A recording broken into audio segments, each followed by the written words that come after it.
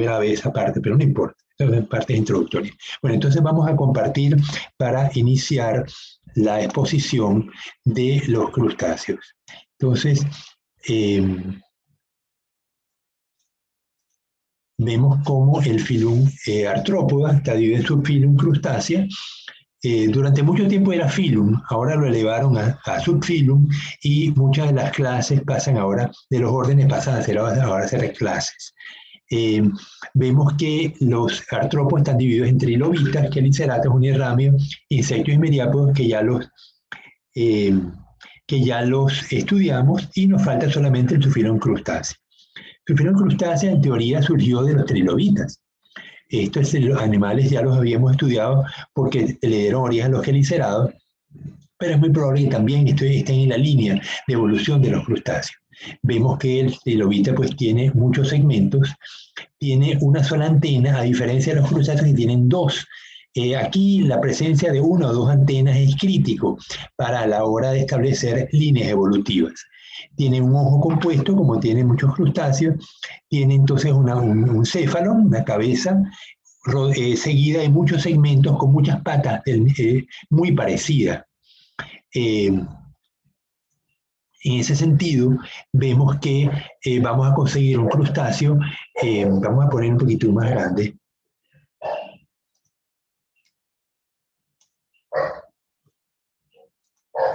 Están viendo este animal que se llama Remipedia, es una clase de los crustáceos. Lo pueden buscar en internet. Estas clases las van a tener en su WhatsApp. Vemos que el Remipedia tiene pues un céfalo, tiene dos antenas, como les decía antes, muchos segmentos, y cada segmento sale un par de patas, un par de patas dobles. Vemos que es el crustáceo que se descubrió recientemente, apenas en los años 80, y vive muy cerca de donde yo vivo, en el Caribe, en las fosas marinas del Caribe. Así que tiene apenas unos 40 años que se descubrió este organismo, y es el crustáceo más primitivo que se ha descubierto. Luego tenemos los cefalocaridos, la Hutchinsoniella. Vemos que también ahí tiene menos patas, pero también las patas son muy, muy parecidas. Seguidamente viene otra clase, la clase Branquiópoda, que tiene órdenes Notostraca, Diplostraca, Cladocerae y Anostraca. Los anostracos son particularmente importantes porque son las artemias. La artemia salina, que constituye el elemento fundamental para la alimentación de muchos organismos en acuicultura. Vemos que, al igual como estamos describiendo los organismos que nos antecedieron, vemos que tiene muchas patas, no en todos sus segmentos. Ya va, Anthony, voy a anotar los que están entrando.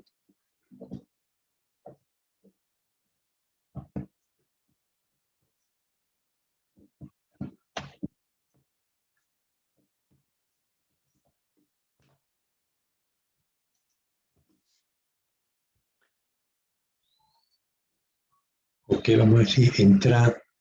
Bien, entonces vemos que las características es que tiene muchas patas, todas muy parecidas en la mayor parte de los segmentos. Hay segmentos como en el abdomen que no hay patas, pero ya vimos que en el animal más primitivo sí había patas en todas partes, ¿no? Aquí vemos los diplostracos, los trips, que son animales de agua dulce, los daphnia, que son cladócera, son animales marinos y de agua dulce, y nadan con las antenas. Ven que tienen unas antenitas acá y con eso es que nadan, ¿no? Aquí vemos que la daphnia pues tiene huevitos, vemos el intestino como llenito de algas, y el aparato pues los otros órganos y las patitas, ¿no? Finalmente tenemos continuamos con la clase de los cladóceros, de los crustáceos, los ostracos, que parecen unas almejas. De hecho parecen unas almejas si no fuera porque sacan las patitas y son patitas articuladas, ¿no? Y los copépodos, que constituyen un elemento fundamental. Estos organismos, la daphnia, los cladóceros, los copépodos, los astrácodos, cumplen un papel fundamental porque son los herbívoros del mar y de los lagos. En los ríos no tienen un papel muy importante, pero en los lagos y los mares sí. Piensen, los peces, por más pequeños que son, muchas veces no tienen la capacidad de filtrar microalgas. Las branquias no están suficientemente dispuestas a poder filtrar microalgas, mientras que los segmentos, las maxilas de los copepos, de los ostracos y de los cladóceros, sí tienen la posibilidad de poder filtrar microalgas. Eso les permite, pues, ser los consumidores primarios, como si fueran vacas, conejos, ovejas, y a ellos se los comen muchísimos peces. Entonces, ellos están en altísimas densidades en el mar, en el plancton, y forman parte fundamental de la cadena trófica por la cual ingresa el material vegetal a las cadenas tróficas marinas, que son fundamentalmente carnívoras, ¿no? Bueno, aquí vemos los cirripedios, ellos tienen comercialmente, pues son importantes en algunos países. Vemos que son de dos tipos, los cirripedios sésiles, como el que estamos viendo aquí arriba a la derecha, barnacle en inglés, cirripedio en español. Vemos que aquí abajo a la derecha, como abren esta especie de volcancito, se separan las dos valvas y salen los apéndices con los cuales ellos filtran. Estas son pues las antenas, los maxilípedos transformados, aunque todos son muy parecidos. Su función es filtrar organismos del agua. Y aquí pues vemos un percebe, estos organismos ya no es sésil, sino que es pedunculado, y lo que se come es el tronco, lo que mantiene el animal pegado al sustrato, porque la parte superior vemos que son unas placas calcificadas muy parecidas a la que vemos acá en el cirripedio sésil. Algunos de estos grupos son parásitos y logran transformar el cuerpo. Ahora lo vamos a estudiar en la parte de fisiología de los animales. Yo puedo transformar los machos en hembras y hacer que se reproduzca como si fuera una hembra, y lo que produce son huevos del parásito. Es un bicho bien extraño que logra penetrar, ocupar todo el cuerpo del animal y transformarlo sexualmente. Finalmente tenemos la clase económicamente más importante, las malacostracas, que está dividida en subclases. Nevalia, lo vemos aquí a la derecha abajo, un camaroncito. Estomatópodos, que lo vemos aquí arriba. Y Eumalacostraca, que son los decápodos, anfípodos, isópodos y misidáceos. Los decápodos son los animales económicamente más importantes. Vemos el cangrejo araña, que lo han visto en la pesca, esos programas de Discovery, de pesca mortal, pues se dedican a pescar estos mágidos en zonas muy frías. Aunque aquí también tenemos mágidos, porque los vi una vez, una oportunidad que fui con mis tesistas a buscar peces a las piñas, al sur de San Lorenzo. Conseguimos un señor que acababa de capturar 2 cangrejos araña, bien grandes, por cierto. Vamos a ver aquí un camarón, un decápodo, el estomatópodo, aquí lo vemos a la derecha, como tiene las primeras pinzas transformadas en brazos, que se perdieron la pinza, pero el brazo se transforma en una pinza. Son animales pues evidentemente carnívoros, y aquí pues una chica sosteniendo un cangrejo araña. Los isópodos, aquí vemos una cochinilla de los poquísimos crustáceos que invadieron la Tierra. Están los isópodos, porque ellos invadieron las aguas dulces. Sí, tenemos cangrejos, tenemos camarones de agua dulce, tenemos langostas de agua dulce, como en Poza Honda, el que era quadricarinatus, que lo trajeron de Australia y lo introdujeron en Poza Honda.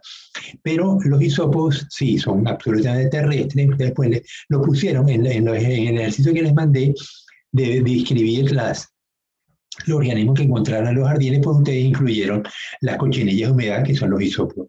Aquí vemos a la derecha un mero, una cabrilla, la cabrilla creo que es Epinephelus, y vemos un isópodo que se le pega como parásito y él va a chupar la sangre del organismo. También se le puede pegar en las branquias o en la lengua.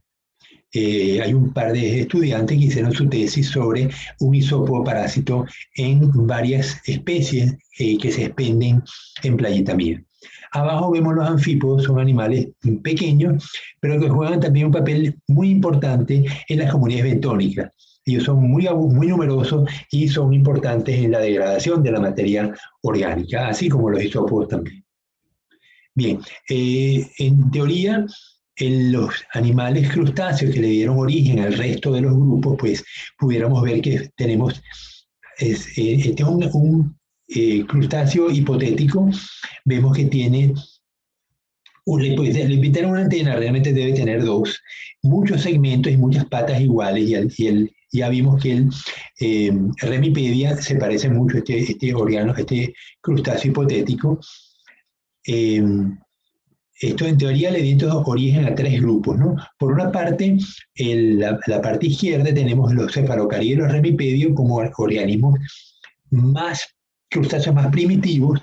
Luego surgirían los branquiópodos, como la artemia, los ostrácodos, los cirripedios, los brachiura y los copépodos, branquiura. Y los copépodos, y ahí terminaría, a esta no le dieron origen a más nadie, ¿no?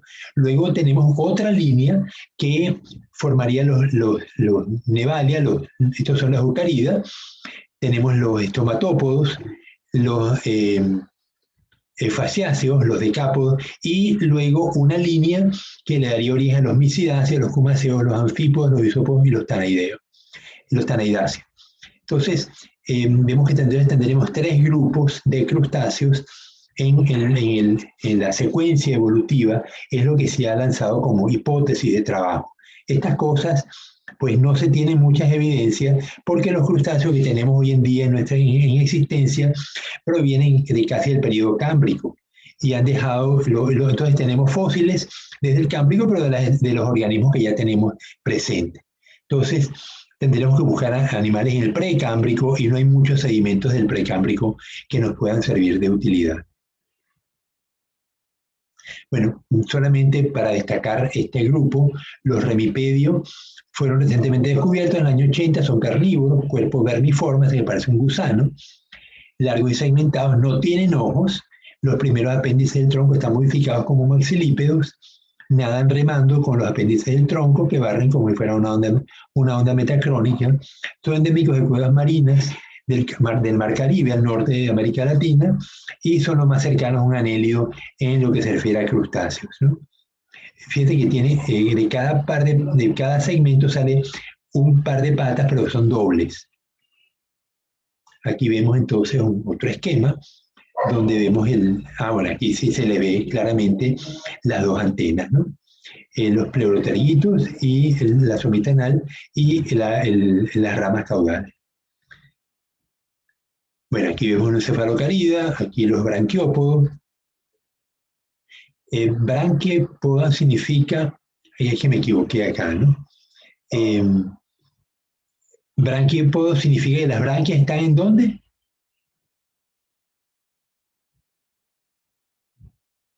Poda, ¿qué significa? A ver, es como ustedes jóvenes.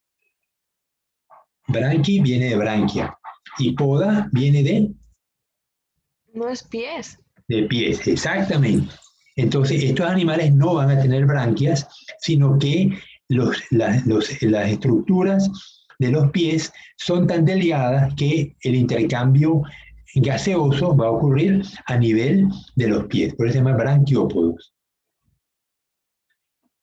Bueno, aquí está repetido. Bien, vamos a ver la morfología de un decápodo. Aquí tenemos un cangrejo, una jaiba, esta la tenemos aquí en Ecuador, un cangrejo portúnido de la familia Portunidae. Curiosamente, ustedes comen mucho más cangrejo de tierra, comen más Ocypodidae, que viene de Esmeralda, que es un cangrejo azul y rojo bien bonito, y de la zona de Guayas viene otro cangrejo. ¿Cómo lo denominan ese que viene de Guayas?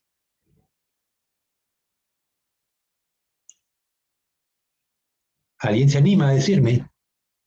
Que lo venden en Playita Mía, lo venden en forma como una especie de ristras, todos vivos, porque al fin de cuentas estos cangrejos respiran aire, entonces los pueden mantener vivos sin hielo, y se venden vivos, pues. Pero los que vienen de Guayas, vienen de la familia Hecarcinidae, Cangrejo rojo. Es el cangrejo rojo, sí. Así lo llaman, ¿no? El que viene de Guayas. Y el cangrejo que viene de Esmeraldas, entonces, azul. Azul. Ya, ok. El azul es de la familia Ocypodidae y el cangrejo que viene de Guayas es de la familia Gecarcinidae. Aunque ambos se parecen, pero si los pudieran uno al lado del otro, verían los detalles, cómo se diferencia uno de otro. Bueno, entonces vamos a ver que en el cangrejo lo estamos viendo por detrás, esto es un macho, ya vamos a ver cómo se diferencia de la hembra. Vemos entonces tenemos 5 pares de pereiópodos, 1, 2, 3, 4, 5. Uno de los pocos animales que nadan son los cangrejos de la familia Portunidae, con este quinto par de patas transformadas en cangrejos nadadores. En una oportunidad estamos haciendo un estudio de la distribución de la fauna en la columna de agua. Era una zona que tenía 30 metros de profundidad y tenía pues tres barcos, un observador en cada barco y cada barco tenía una red que tenía 10 metros de alto. Entonces, un barco le puso flotadores a la red para capturar la fauna en los primeros 10 metros de agua. El otro barco le puso piedras y más flotadores, de tal manera que la red se hundía hasta 10 a 20 metros. Y finalmente, el último barco tenía una red que llegaba de 20 a 30 metros porque solamente le pusieron piedras y los flotadores normales para que la red se levante del fondo. Entonces, eso lo pusieron en la tarde y al día siguiente levantaron las redes y veían qué animales habían atrapado y en qué parte de la red estaban, porque el observador dividía la red en 3 segmentos de 0 a 3, de 3 a 6 y de 7 a 10. Lo curioso es que en la red superficial, a 30 metros de altura, había cangrejos oportúnidos. Y yo pensaba que el observador se habría confundido, pero ¿cómo se iba a confundir si son animales que en teoría solamente viven en el fondo? Pero ya ven, en una oportunidad entonces viendo Discovery en el televisor de mi casa, me consigo que estaban presentando un cangrejo calinectes nadando en la superficie. Es decir, que estos animales son capaces de ir del fondo a la superficie nadando. Y de esa manera, pues, también logran conseguir comida. Bien, entonces, esto les significa que en la base de las patas nadadoras hay un par de músculos muy poderosos que se usan para comercializar. Entonces, este cangrejo tiene una carne muy blanca, muy sabrosa. En Venezuela, pues, se producían unas 14.000 toneladas se explotaban en el agua de Maracaibo 14.000 toneladas al año y justamente el producto que se extraía era la base del músculo que movía las patas nadadoras, los músculos que mueven las pinzas, que para eso lo martillaban, en la procesadora martillaban el mero y sacaban la carne que estaba allí y la quela. De esos 2 sitios sacaban carne y finalmente de cada una de las patas pues sacaban carne. Entonces producían 3 productos, las bolitas, las pinzas y la carne que salía como una especie de miga, como sale en la miga del atún. Y esos 3 productos pues se comercializaban diferentemente, obviamente tenían precios distintos, ¿no? Pero yo no sé si aquí en Ecuador la densidad de cangrejos jaiba llega a ese nivel para poder tener empresas procesadoras. Bien, entonces vemos los 5 pereiópodos.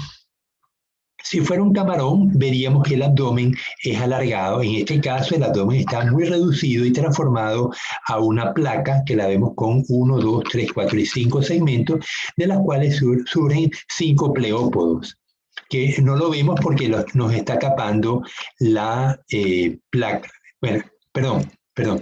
Esto es un macho. Vemos que el abdomen está reducido a esta estructura que parece una I. Y si lo ven aquí a la derecha el macho, si esta estructura que cubre el abdomen, yo la extiendo, la agarro con una pinza, con una aguja de sección y la extiendo hacia atrás, voy a ver esto. Este es el abdomen del macho. Vemos la estructura que está sostenida con una pinza y vemos un par de pleópodos modificados muy largos. Ese es el pene. Aparte, hay unos pleópodos que no se ve bien en la fotografía, pero hay 5 pares. O sea, tenemos 5 pares de pleiópodos en el abdomen, en el cefalotórax, y 5 pares de pleópodos en el abdomen. El primer par está modificado como pene, que lo vemos acá, que es bastante largo, ¿no? Fíjense que llega desde la base hasta la mitad del abdomen. A la izquierda tienen una hembra, vemos que el abdomen es muy ancho y tiene los pleópodos con muchos pelitos. Si el animal estuviera maduro, de estos pelitos, estas setas, se utilizan para depositar los huevos. Y de esa manera, pues la hembra le da protección a la masa de huevos, cubriéndola en parte solamente con su abdomen. Aquí vemos es que no se ve bien. En el tercer par en el tercer segmento, así que tengo 5, 4, 3, es que no se ve bien. Tendríamos que ver los gonoporos, porque en el caso de la hembra sale en el tercer segmento y en el caso del macho sale en el quinto segmento. Bueno, volvemos entonces. Aquí vemos entonces el caparazón, los ojos, el tercer maxilípedo, el palpo del maxilípedo, que es ancho. Vemos entonces la pata, tiene una coxa, base, isquion. Luego viene mero, carpo, propodio y dedo. Esto no se lo tienen que saber, solamente para que vean que las patas articuladas tienen un conjunto de segmentos, pero que los segmentos son iguales en todas las patas. Se tiene el mismo número de segmentos en todas las patas. Solo que en el caso de el dedo de la pinza es una transformación de lo que sería el propodio y el dedo, que se transforma entonces en pinza. Fíjate que el carpo, aquí lo tiene bien señalado, comparen el carpo de una pata con el carpo de la pinza y vemos que entonces tendríamos un segmento y el otro segmento que no lo estamos viendo, pero que forma la pinza y que se articula. Bien, en el caso del camarón, vamos, yo quería, conchales, ahora, ya viene, ya viene. En el caso del camarón, vemos el caparazón formando una sola estructura, el tórax, la cabeza y el caparazón forman una sola estructura, que se llama el cefalotórax. Vemos los pereiópodos, solo que este animal pues tiene más patas de las debidas, ¿no? Porque vemos los 1, 2, 3, 4, 5 pleópodos con las estructuras dobles. Vemos el primer pleópodo, que en el caso del macho pues se transforma en un pene, porque lo que hace es transferir el espermatóforo que sale del quinto par de patas. Entonces vemos aquí, empezando por la derecha, el rostro, el ojo, la primera antena, la segunda antena y el exopodito de la segunda antena. Luego vienen pues los pereiópodos. Cada pereiópodo pues tiene unos apéndices que sobresalen, porque todas las patas son dobles, ¿no?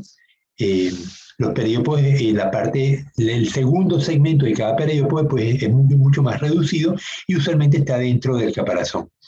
Luego vemos el urópodo y el telson, que contiene el ano. Aquí vemos la pata, vemos bueno, el dedo, el propodio, el carpo, el mero, el isquion, base, y de la base surge el exopodito y el epipodito. Estas estructuras que sobresalen tienen carácter taxonómico y se usan cuando se usan claves, que si tuviéramos laboratorio pues pudiéramos los enseñaría a usar una clave para que distingan un grupo de otro de crustáceos, así como hemos podido trabajar con moluscos o equinodermos, pero bueno, lamentablemente no se puede. Las branquias, seguimos con la parte externa de estos animales. En el cangrejo, esto es una imagen de un cangrejo como el que tenemos aquí, ¿no? vemos que esta parte que dice caparazón es lo que vamos a ver de localización de la branquia. Pero la branquia sigue estando en el exterior. Entonces vemos que de la coxa parte una branquia, debería haber 4 branquias por segmento, pero todos estos animales, en muchos grupos han ido reduciendo el número de branquias por cada pata. Entonces vemos que tengo la cámara branquial que está recubierta con el caparazón del animal, una pared lateral del caparazón, espacio dentro del caparazón, el epipodio del primer maxilípedo, la pared interna del caparazón y luego la cámara branquial. Esa cámara branquial, por ahí va a circular agua, vemos la pared del cuerpo del animal y el epipodio del segundo maxilípedo. Entonces aquí tengo epipodio del primer maxilípedo, epipodio del segundo maxilípedo. ¿Y qué hacen estos epipodios por aquí? Ayudan a limpiar las branquias, sobre todo en animales que se entierran. Entonces, el animal es capaz de, con una de las patas, mueve agua para que circule sobre las branquias y la dirección va a cambiar según el grupo que estemos trabajando. Vamos a ver que en un camarón, ¿por dónde entra el agua? El agua entra por la base de las patas, pero también entra por detrás y se mueve hacia adelante. En el caso de un cangrejo de río, entra por la base de las patas y por atrás, bueno, muy parecido al camarón, pero en los cangrejos no. El cangrejo vemos que ingresa por la base de las patas, pero en un solo sitio, da la vuelta en U y se devuelve y sale por la parte superior. Entonces, la diferencia es que el camarón está usualmente por encima del sustrato, aunque ellos pueden enterrarse también. Pero los cangrejos muchas veces se entierran y sacan la cabeza de tal manera que el punto de ingreso y de salida quedan expuestos sobre el sustrato. Ahora vámonos a la morfología interna. Parece complicado, pero cuando coman cangrejo aprovechen y ábranlo con cuidado y van a poder distinguir algunas estructuras que vamos a ver acá. El corazón es lo que está más inmediatamente pegado al caparazón. Cuando yo le meto el dedo por aquí y lo levanto, voy a ver estas estructuras. Bueno, el ojo, evidentemente, las pinzas, la segunda antena, la primera antena, y luego vamos a ver el corazón con mucha claridad, del cual salen unas arterias que van a abastecer de sangre, de hemolinfa, a todos los tejidos. Luego, recuerden que el sistema sanguíneo es abierto, que el animal tiene unos ostios por los cuales se llena cuando el corazón se expande con los músculos. Eso ya lo vimos en anélidos, lo vimos también en todos los artrópodos, cuando los músculos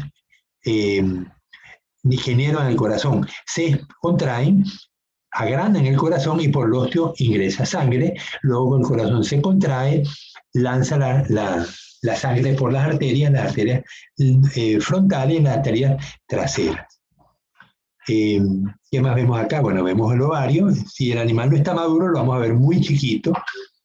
Ven el epipodio limpiador branquial, ¿no? Esto es el epipodio del primer maxilípedo y por debajo tenemos el epipodio del segundo maxilípedo. Entonces, uno por encima y otro por debajo. Y de esa manera las branquias pues, se limpian continuamente por parte del animal. Además del corazón, vemos el techo del estómago cardíaco. Y luego, pues debajo está el estómago pilórico y que conecta con el intestino, ya lo vamos a ver, ¿no? Bien, el sistema gástrico de los crustáceos, en particular de los camarones y cangrejos, tiene una particularidad, que es el molino gástrico. El animal tritura parcialmente el alimento, lo captura con las pinzas, lo parte en trozos y se lo va llevando a la boca. Las mandíbulas lo pican, pero la masticación equivalente a lo nuestro, en nuestra boca, va a ocurrir en el molino gástrico. Tenemos unos diente lateral del molino gástrico, que son 3 dientes, ¿no? Y que permiten que el alimento se muela. Dependiendo del tamaño, el alimento va a seguir hacia las setas filtradoras que van a permitir que ingrese al hepatopáncreas o va a ser desviado hacia el intestino sin que entre el hepatopáncreas. Solamente las partículas más finas vemos que hay abertura del hepatopáncreas. O sea, este estómago pilórico tiene esas setas filtradoras que va a permitir que solamente las partículas finas van a pasar al hepatopáncreas y de allí pues van a ser a continuar hacia el intestino. El hepatopáncreas funciona como estructura de almacenamiento, que sería el equivalente a nuestro hígado, y como estructura digestiva semejante a nuestro hígado y a nuestro páncreas. El páncreas produce enzimas, el hígado produce enzimas, y en este caso es una estructura doble, pero en el mismo lugar, ¿no? Por eso se llama hepatopáncreas. En el intestino, las partículas se van a cubrir con una estructura que se llama membrana peritrófica, y cuando salen del intestino, pues van a quedar recubiertas con esta membrana.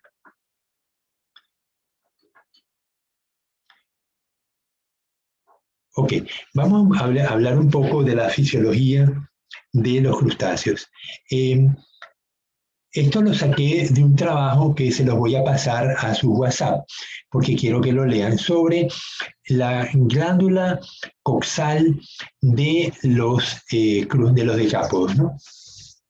Decíamos que en los insectos teníamos tubos de Malpighi, en los crustáceos no. Aquí no hay tubos de Malpighi, aquí lo que hay son las glándulas coxales en la base de la coxa que están en el caparazón y se abren con unas aberturas que se llaman nefroporo.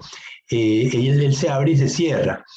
Cuando se abre, libera pues orina, pero y bueno, cuando termina de orinar, pues se cierra y de esa manera bloquea el ingreso de posibles agentes patógenos. Los crustáceos en general, así como los insectos, están cubiertos de una cutícula. Los crustáceos también, solo que aquí la cutícula va a tener mayor cantidad de carbonato de calcio, una cutícula gruesa, sobre todo en los cangrejos, en las langostas espinosas. La cutícula va a ser muy gruesa y cubierta en gran medida por el carbonato de calcio. Por la boca ingresa el alimento, que ya vimos que el molino gástrico la muele, la filtra y luego pues sigue por el intestino. Pero fíjense que el intestino sigue siendo un elemento exterior al cuerpo del animal. La pregunta que nos hacemos en este momento es si tenemos patógenos en el agua como las bacterias del género Vibrio o los virus del virus de la mancha blanca, el white spot virus, WSSB, por dónde entran esos animales los investigadores toman y describen esta aseveración. Se sabe sobre la observación empírica de los productores de camarón que los periodos de fuertes lluvias están relacionados con brotes importantes de infecciones de virus de la mancha blanca en estanques al aire libre. Entonces, ¿qué pasa durante la época de verano? ¿Cómo es la salinidad en los esteros durante el verano? El estuario del río Chone, el estuario del río Cojimíes. ¿Cómo varía la salinidad entre la época de lluvias y la época seca? Dígame, es una pregunta que les hago.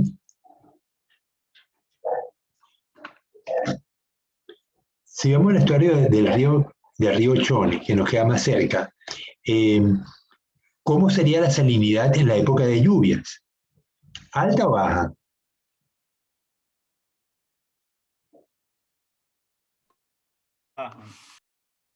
Baja. Simplemente el río Chone lleva una cantidad de agua, aparte de otros ríos que caen a ese estuario, y reducen la salinidad. Durante la época seca, por el contrario, el río lleva muy poca agua y el mar pues está metiendo agua marina, entonces el agua suele ser de mayor salinidad.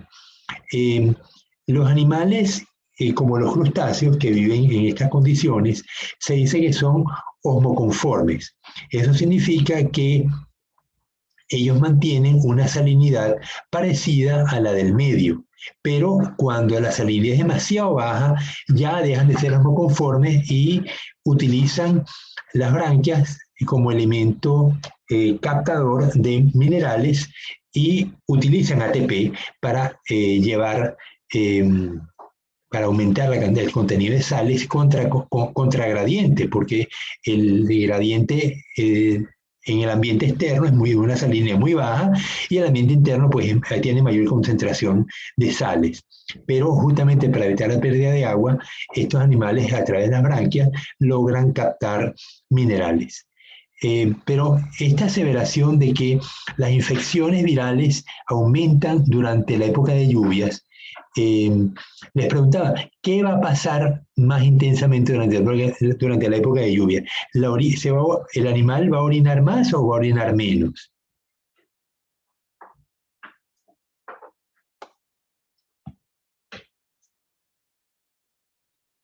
Dígame, jóvenes.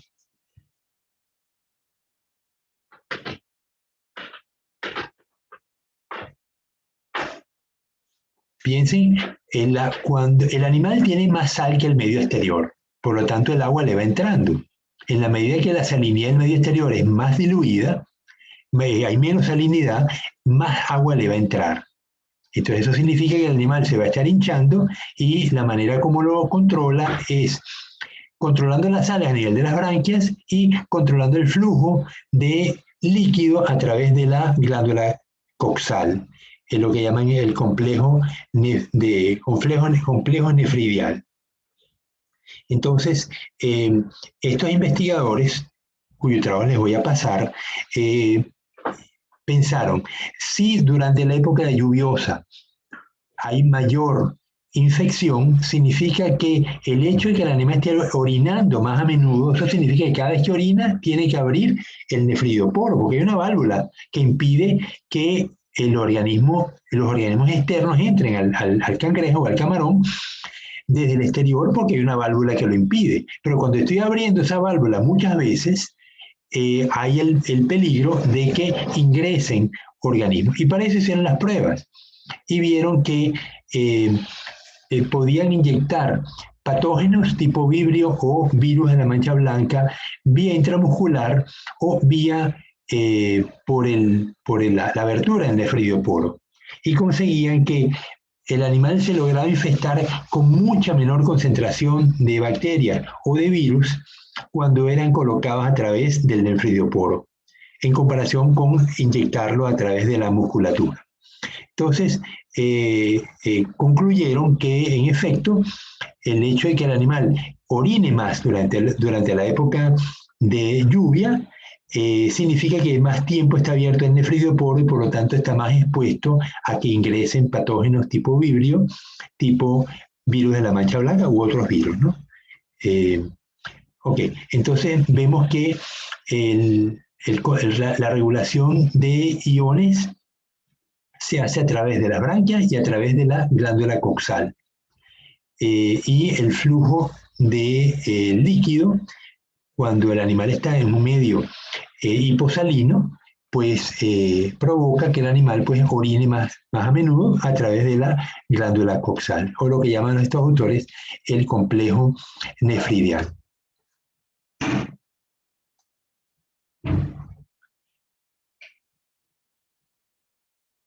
Esto es el ojo de un camarón. Ahí vemos que tenemos, empezando por la izquierda, vemos unas fibras neurosecretoras que van del cerebro al seno, vemos tracto de la glándula sinusal, vemos la glándula sinusal, vemos un punto de pigmento, vemos el órgano X, en la médula terminalis y órgano X ganglionar. Me faltó el órgano Y que no lo pusieron aquí. Okay. Entonces, estas estructuras que vemos en la base del ojo son las responsables de producir hormonas. Estas hormonas van a desencadenar ciertos procesos. Entre ellos, dos procesos muy importantes como es la muda y la reproducción. Entonces, cuando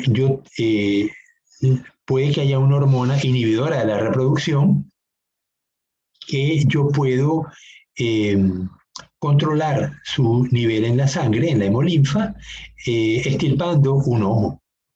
Puedo extirpar los dos también, pero normalmente se extirpa un ojo solo y eso permite que se desinhiba el proceso reproductivo y el animal empieza a producir huevos si es hembra o a producir espermatozoides si es macho. Entonces, este procedimiento de extirpar un órgano, un ojo del camarón, para forzar la reducción de la producción de hormona inhibidora, es lo que se usa regularmente en la península de Santa Elena en los laboratorios de producción de náucleos, porque gracias a esto, pues, la hembra logra madurar, el macho también, y una vez que tenemos los machos y las hembras maduras, es cosa de ponerlos juntos para que haya la transferencia del espermatóforo. La reproducción en los crustáceos es, como todo artrópodo, es a base de espermatóforo. Ya veíamos en los miriápodos, por ejemplo, que el animal colocaba el espermatóforo en el suelo y la hembra lo recogía. En este caso, el macho copula con la hembra, hace una especie de cortejo. Finalmente el macho se posiciona encima de la hembra y como el primer par de pleópodos, que aquí los están viendo, los pleópodos, el primer par, son una poslarga, ¿no? Pero en el caso de un adulto, pues tendríamos el primer par de pleópodos ya completamente desarrollado en forma de ano, en forma de pene, y del quinto par del cefalotórax sale el espermatóforo, que es una especie de bolita pegajosa. Uno a veces captura una hembra que ha copulado, que está recién copulada, y vemos que el macho le colocó en el telicum. Telicum es una estructura en la base del quinto par de patas, en la base del cefalotórax, donde el macho va a colocar la hembra, el espermatóforo. Luego que el macho coloca allí el espermatóforo, la hembra va a producir los huevos que salen del tercer segmento, y los huevos pues van corriente abajo. La hembra va bañando, en el caso de un cangrejo, ¿no? En el caso de un camarón, la hembra va nadando, los huevos van pasando por encima del espermatóforo y se van fecundando, y al final, pues la hembra puede que los coloquen en los pleópodos. En ese caso son unos pleópodos con muchas setas donde se van a pegar los huevos, o los libera al agua. En el caso del camarón de mar, el animal libera simplemente los huevos en el agua y unos días después va a salir un náupleo. En el caso de los cangrejos no hay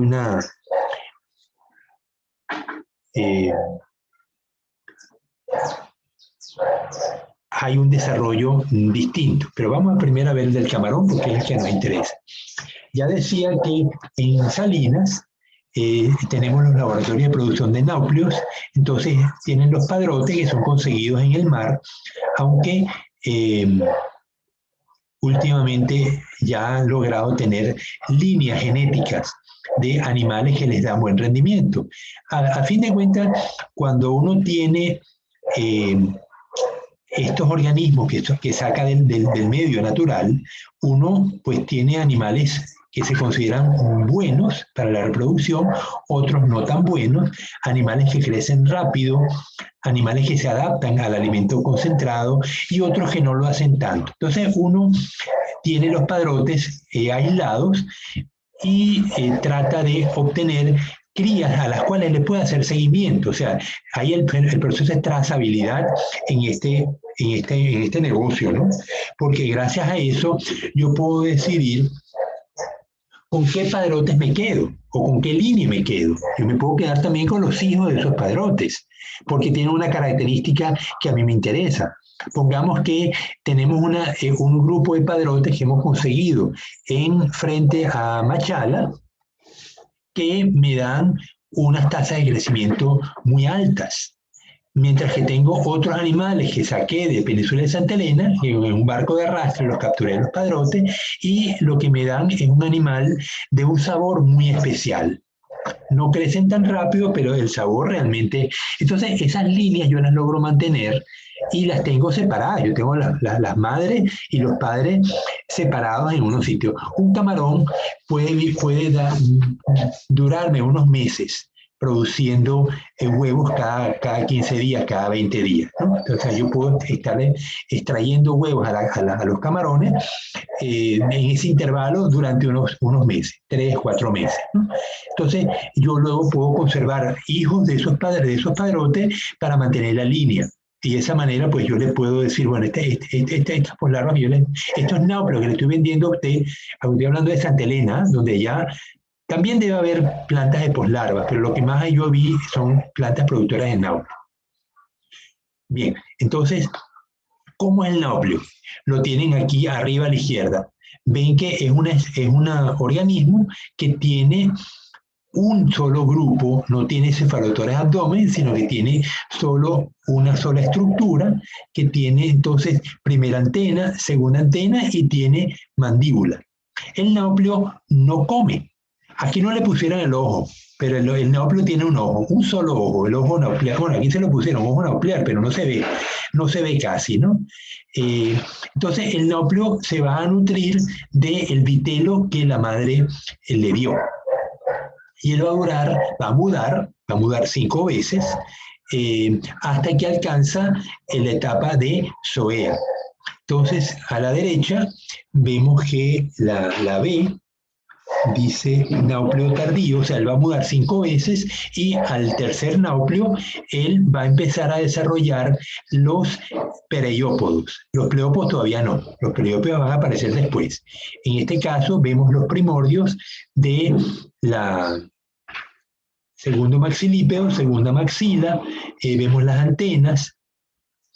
Ellos están nadando con las antenas, como veíamos que también los cladóceros también nadaban, ¿no? Entonces, cuando aparecen los pereiópodos, ya decimos que son las zoeas.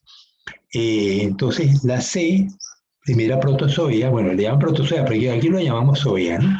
Entonces vemos que tiene un abdomen sin apéndices, el caparazón, el primer pereiópodo, tiene pereiópodos, tiene la primera, segunda antena, la primera y segundo maxilípedo y los pereiópodos, ¿no?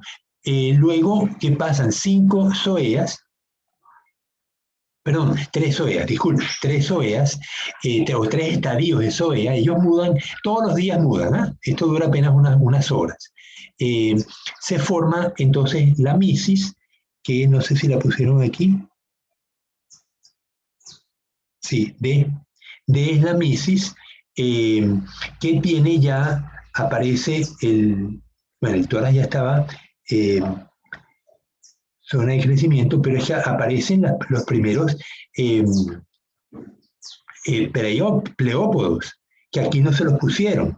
Entonces, ¿cómo distingo yo una zoea de una misis? Porque tiene pleópodos.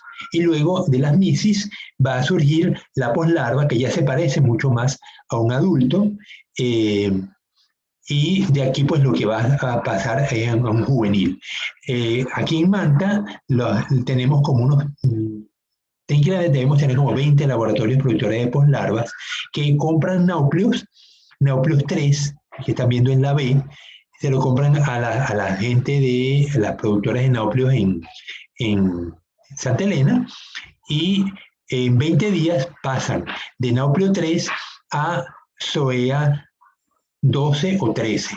El número significa el día, porque todos los días estos animales mudan, tanto náuplios como zoeas, como misis, como poslarvas. Cada día mudan. Entonces, eso nos permite que al cada muda el animal crece. Si no muda, pues no crece y no nos conviene, ¿no?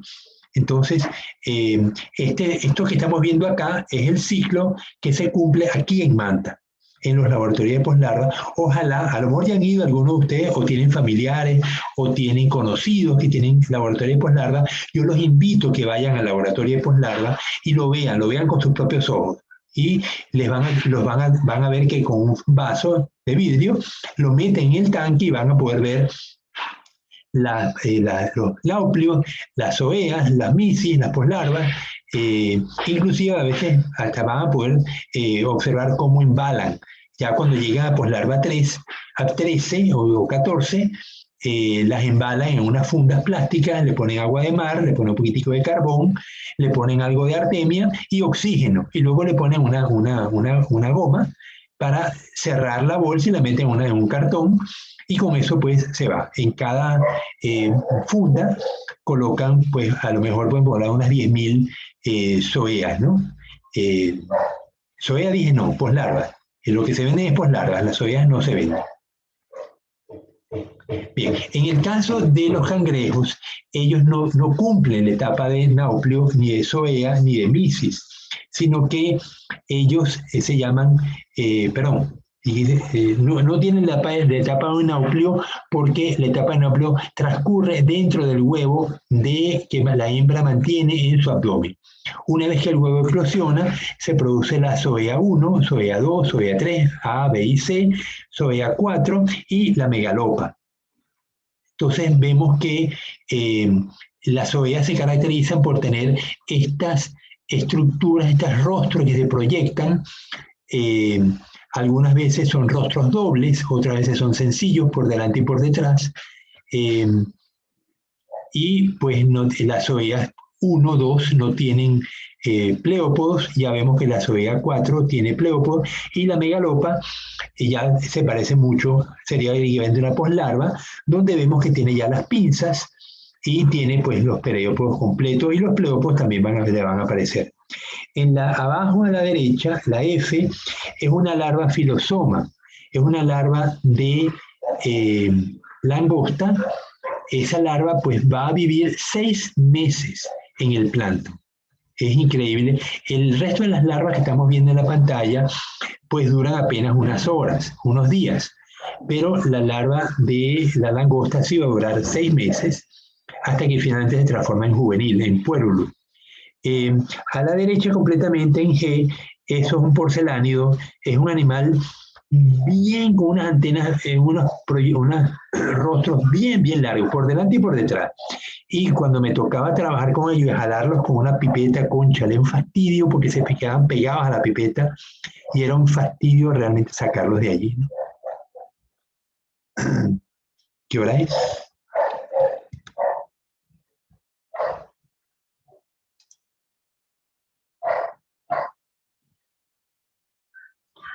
Ok, entonces me queda un tiempito para hablar de la muda. Vamos a ver. La muda en los crustáceos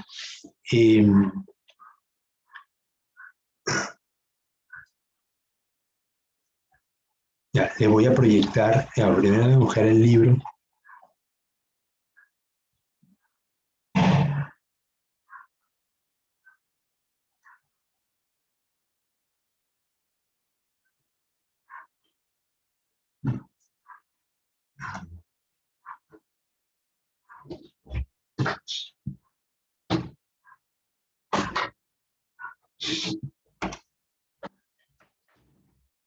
No hay dudas, preguntas, que están calladitos todos, nadie dice nada.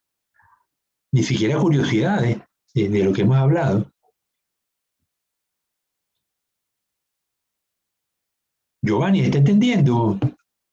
Soledispa, exprésate.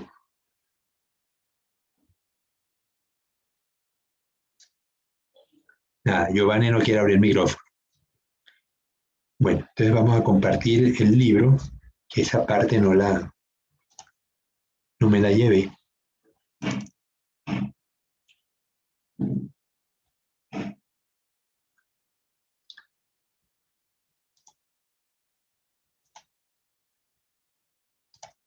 Bien, ¿se ve?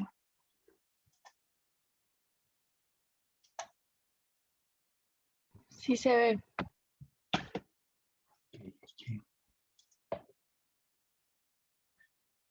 Bien, entonces, la vida de un crustáceo transcurre en etapas que tienen que ver previas a la muda y posteriores durante la muda y posteriores a la muda. Entonces, vamos a ver, vemos que aquí vemos la cutícula. La cutícula juega un papel fundamental en este negocio. Ya lo habíamos visto cuando empezamos a estudiar los artrópodos. Vemos que el crustáceo tiene una epicutícula, en este caso lo veíamos en los insectos, lo veíamos también en todos los artrópodos, lo veíamos, ¿no? Solo que hay estas capas pueden tener, en el caso del crustáceo, carbonato de calcio, cosa que en los insectos pues no va a haber, y en los arácnidos tampoco. Entonces, vemos cómo la endocutícula está formando una sola estructura durante el periodo intermuda, en la parte C. El animal, entonces, en este momento, dura mucho tiempo en intermuda, él va alimentándose, va acumulando material nutritivo que él lo guarda en su hepatopáncreas. En algunos organismos también puede guardar partículas de carbonato de calcio en el estómago, que no se digieren, solamente las tiene allí porque las va a usar durante el periodo de muda.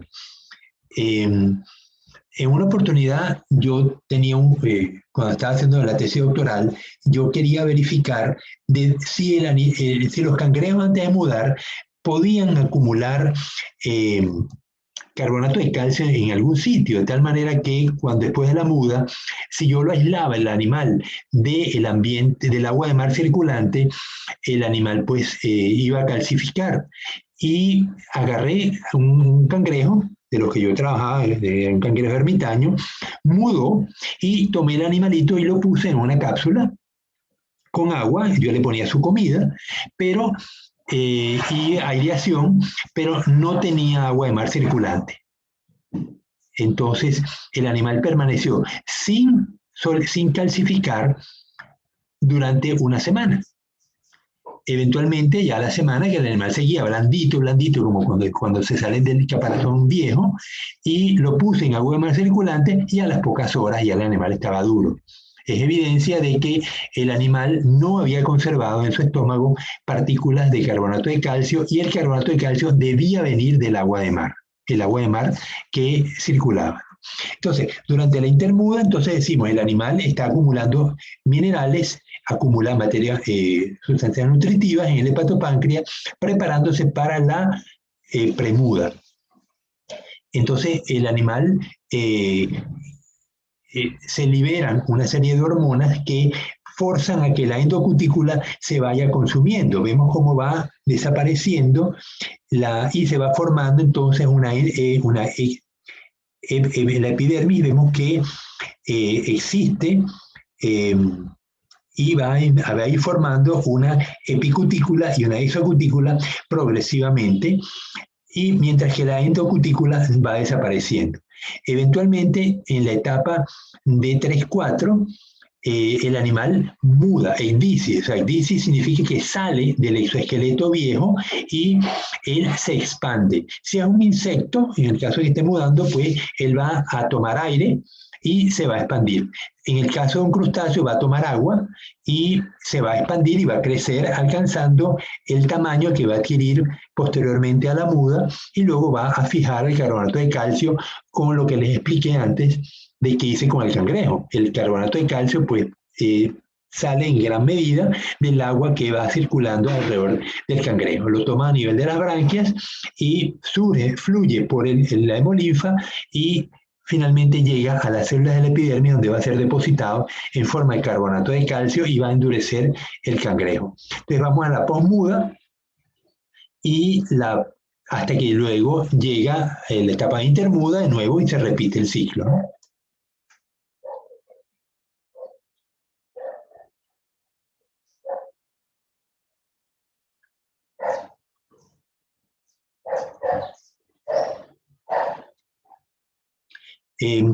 Les había dicho que los animales, los cangrejos, tienen la posibilidad de autotomizarse.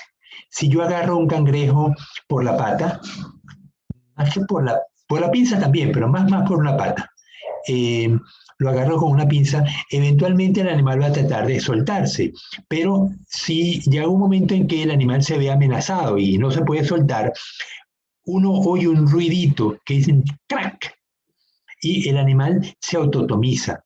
Tiene unos músculos especiales en la base de las coxas y un plano de ruptura. Ese plano de ruptura, el exoesqueleto es más débil y allí el músculo es capaz de forzar la separación de la pata del cuerpo del animal y el animal huye y deja al eventual depredador o mi pinza pegada a la pata.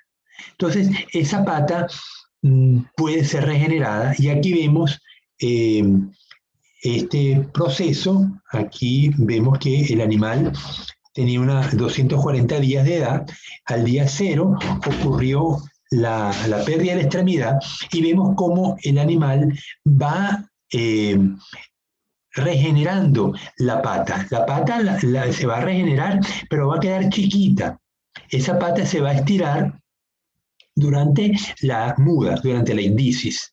Es decir, aquí vemos la longitud de la extremidad, que ella va creciendo progresivamente y es durante la indicis que ella alcanza el tamaño correspondiente y se estira y se calcifica. Entonces vemos el proceso de regeneración progresivo de las patas en los cangrejos.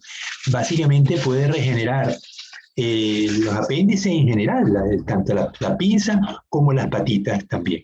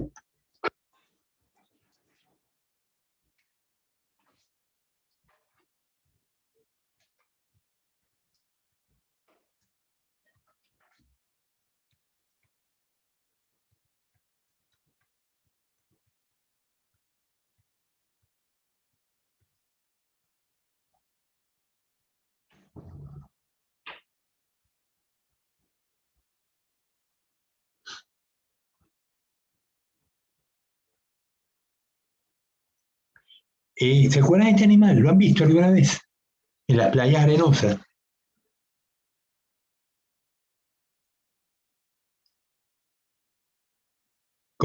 Si alguien lo ha visto, dígame, ¿cómo lo llaman aquí en Ecuador? En Venezuela lo llaman Yo sí lo he abuelitas. visto. Lo llaman abuelitas. Parece una aceituna. Tiene la primera antena que sobresale. Bueno, ambas antenas sobresalen, la primera y la segunda. Pero cuando la ola barre, ellos están en la zona donde la ola rompe. Entonces, cuando la ola sube, el animal sobresale, saca las antenas y permite que cuando la ola va bajando, el agua va bajando, el animal filtra en ese momento y se lleva la comida a la boca. Entonces vemos que es un animal, un anomuro, se llama emerita o hipa, la familia es hipide. Aquí vemos cómo el animal saca los ojitos en las antenas que le permiten alimentarse. Eso lo van a conseguir fácilmente en las playas arenosas. No son muy abundantes. Yo he estado en San Lorenzo y hemos conseguido algunos. Aquí vemos un cangrejo de la familia Calapide. Se llaman cangrejos caja, porque ellos cierran, tienen las pinzas, son bastante grandes, las acomodan pegaditas al cuerpo y forman básicamente una caja. Fíjense que aquí se está comiendo un caracol, este cangrejo calapa. En Venezuela se extraen estos cangrejos, pero como lo que se come es la pinza y no se come el resto del animal, lo que hacen es que le quitan las pinzas y botan el resto del animal al mar vivo. De esta manera el animal pues regenera las pinzas. Yo en las publicaciones que hicimos de la explotación de estos cangrejos en Venezuela, recomendamos que le quitaran una sola pinza, de tal manera que permitían que el animal pudiera comer, porque a fin de cuentas, ¿cómo come el animal? Con la pinza, ¿no? Que es con lo que captura las presas. Aquí lo vemos abriendo ese caracol y permitiría que el animal regenerara más fácilmente sin morirse de hambre, porque si lo soltamos, eh, a veces el animal logra acelerar el proceso de muda, o sea que la intermuda se suspende y el animal entra a un proceso de muda y recupera las pinzas. Las pinzas, cuando son muy grandes, puede tardar dos mudas en alcanzar la talla definitiva. A veces no son muy grandes las extremidades que está recuperando, entonces en una sola muda la logra recuperar. Pero la recomendación nuestra fue que se explotara solamente una pinza y se devolviera vivo al animal, al mar. Vivo lo devuelven siempre. El problema es que se lo devuelven sin pinza, la posibilidad de que el animal sobreviva es mucho menor porque no va a tener con qué alimentarse.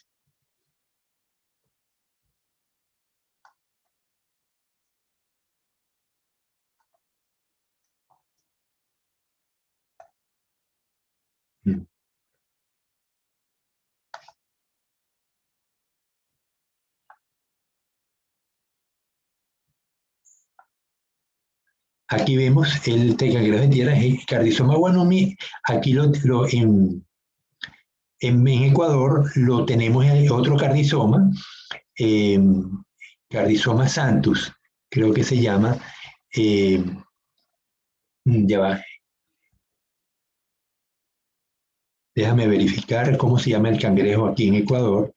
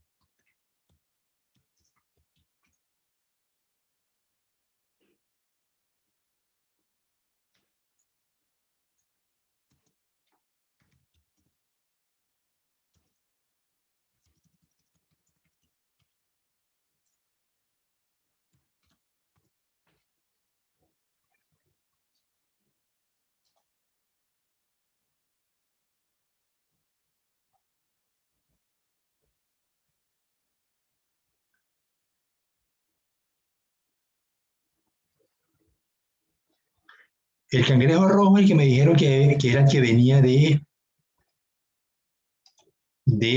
Galápagos, de Usides occidentalis, se llama el cangrejo rojo.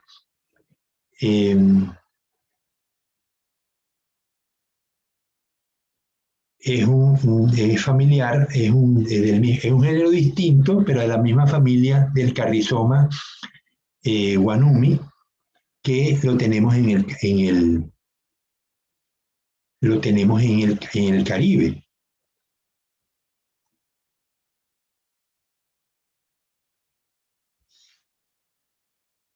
Mientras que el otro cangrejo se llama cangrejo azul, ¿no?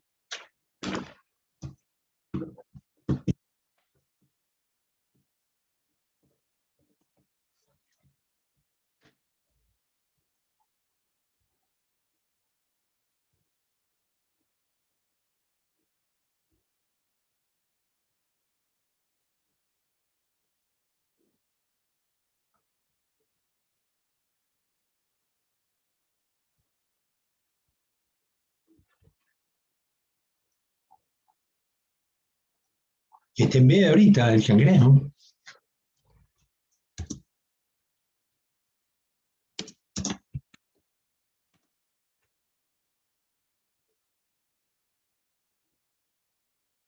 Carrizoma crassum.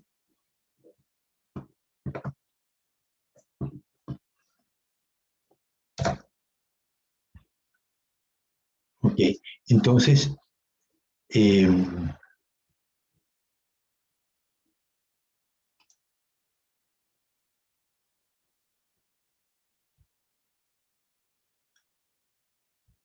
terminemos la clase hablando un poco de estos animales.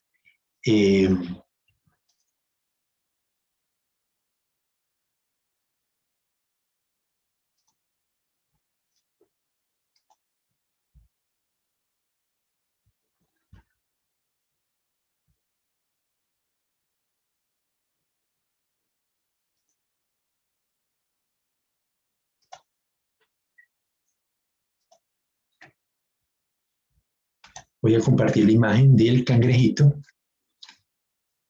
Ok, ¿se ve? Dígame si se ve. Sí se ve. Ok, entonces, este animal viene de Esmeraldas. ¿Dónde lo capturan? ¿Ustedes tienen alguna idea de cómo es el proceso de captura de este animal?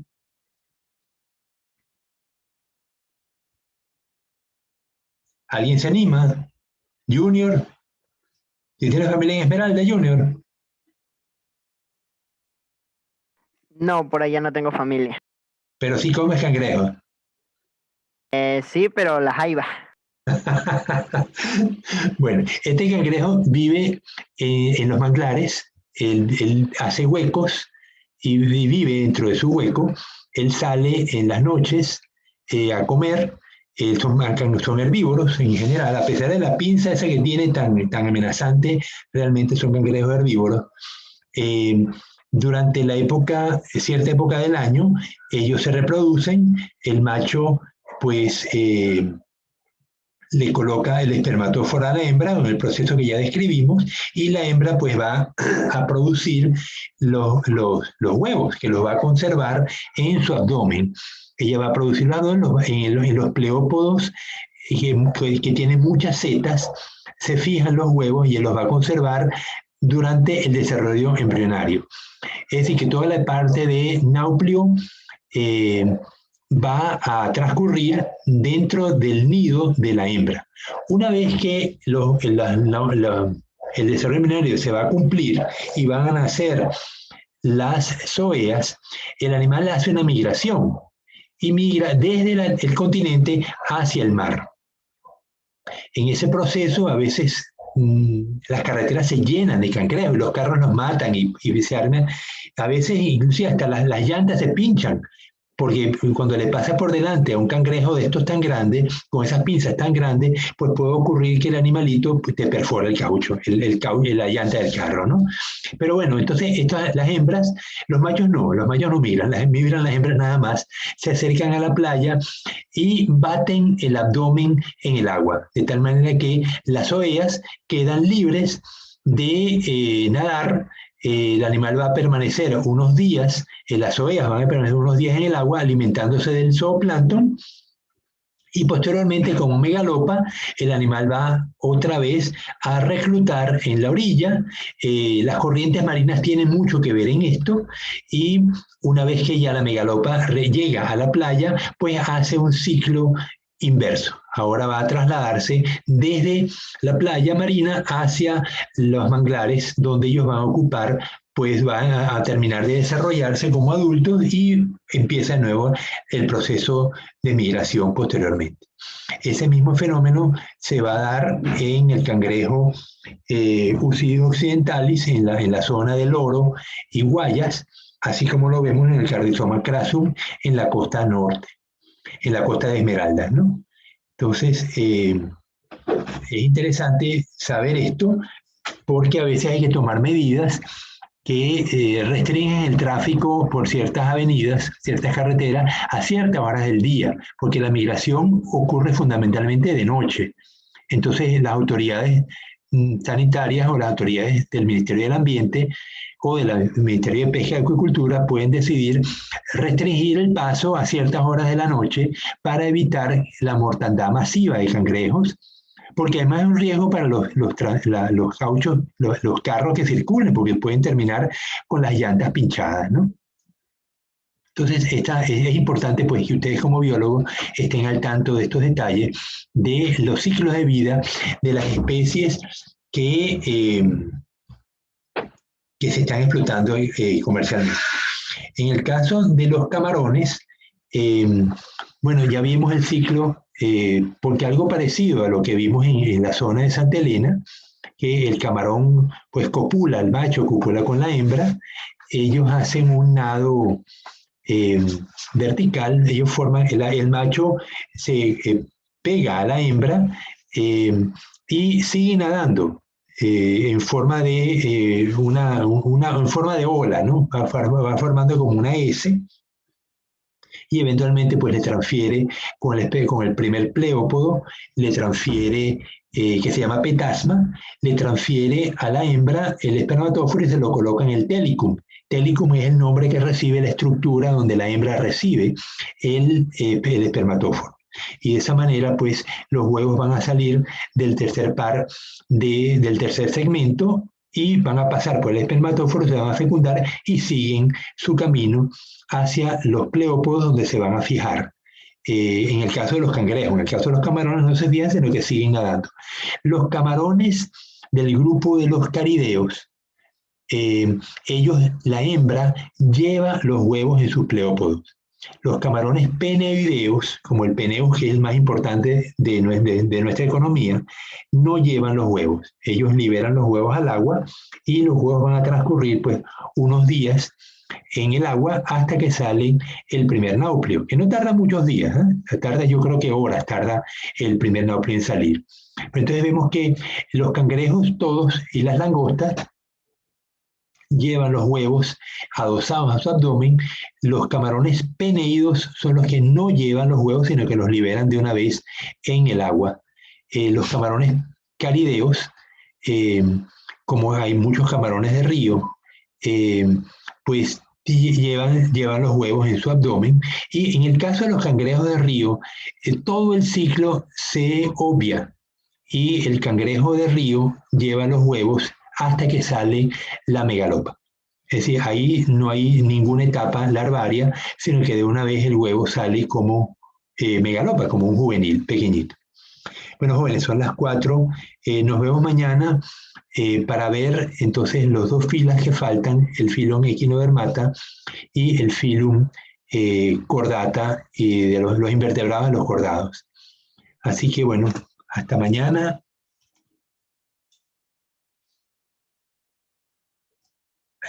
Bueno, preguntas mañana pues me las hace, pues ya no hay tiempo. Chao.